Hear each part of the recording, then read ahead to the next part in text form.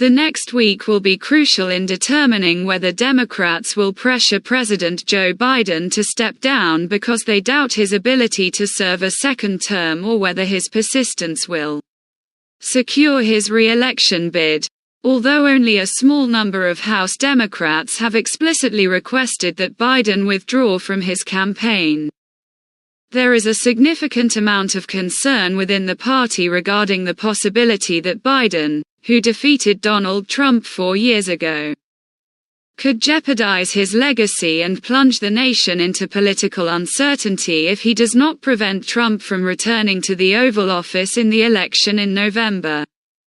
During a call that House Minority Leader Hakeem Jeffries hosted on Sunday afternoon, this anxiety was evident. Sources told CNN that dozens of party lawmakers agree that Biden should resign, and that some members suggested that he do so.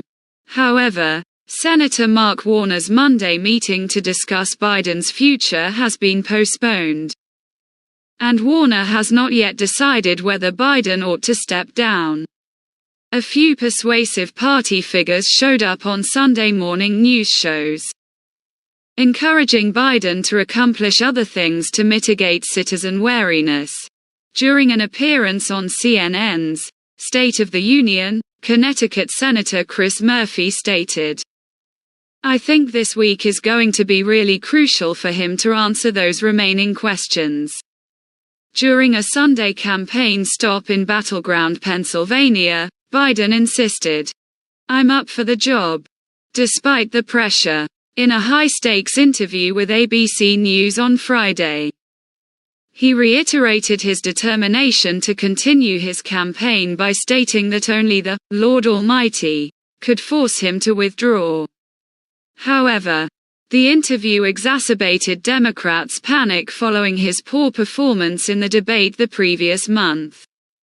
It also raised additional concerns regarding Biden's health and his awareness of his precarious political position as he trails Trump in the polls. According to CNN's MJ Lee, the White House is experiencing a gloomy atmosphere as a result of the ambiguity surrounding Biden's future. Despite the fact that support for Biden's re-election remains strong, staffers in the West Wing are disturbed by his performance in the debate and the coverage that followed. Whether a significant number of lawmakers will unite to persuade Biden to step down is now a key question. Assuming they do, senior party pioneers would have to contend that his position is unsound. Even then, it's not clear if Biden, who won the nomination in a primary that was largely unopposed, would agree to step down. Democrats would be faced with the difficult decision of whether to publicly express their concerns and possibly distance themselves from the presidential candidate of their own party in order to safeguard their positions in November if he continues to be resolute. As Biden gets involved, the political debate has taken on a surreal quality. Given that Biden is widely regarded as having served a successful term, it would be extraordinary for Democrats to choose not to nominate a current president at the last minute. A move like this would be a humiliating way to end Biden's political career, which has spanned 50 years, and he would likely view it as a profound betrayal. Democrats would create an unprecedented high-risk scenario if they removed Biden from office. They would have to decide whether to quickly select a new, untested nominee or to support Vice President Kamala Harris.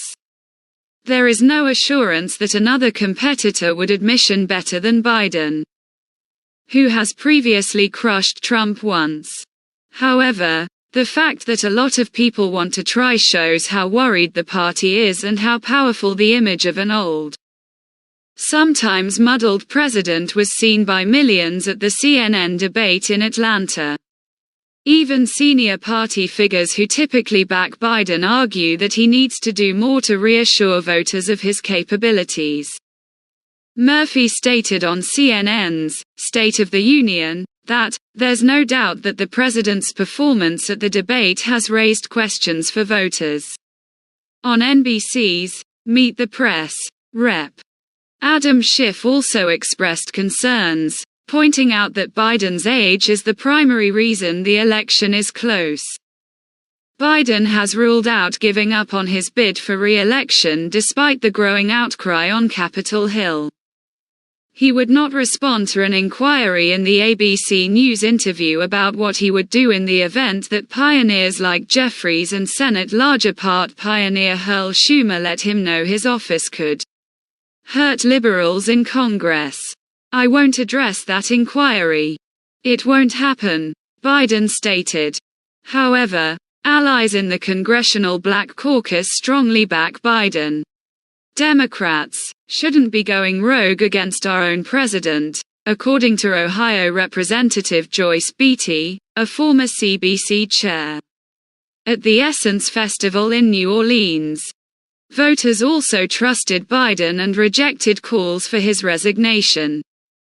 Biden continues to project vigor on the campaign trail, despite not engaging in the intense scrutiny or repeated spontaneous political events that many of his supporters desire.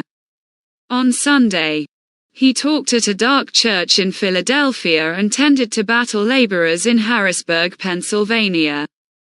After hosting the NATO summit in Washington, he plans to campaign in Michigan later this week. He spent a lot of time interacting with voters. Biden will be able to highlight his accomplishments in foreign policy and his revitalization of the Western alliance by hosting world leaders at the summit. Trump, who is expected to announce his vice presidential nominee soon, may attract attention back to himself if he is able to navigate the event without controversy. As the vote-based public show in August methodologies, there will be less time for pundits to push for an elective chosen one. In light of concerns regarding his capacity to perform on the campaign trail, Biden is working to demonstrate his leadership skills and reassure voters. His regulative record and accomplishments during his initial term are prominent, yet the discussion execution has had an enduring effect. And the impending week will be basic in forming his political future.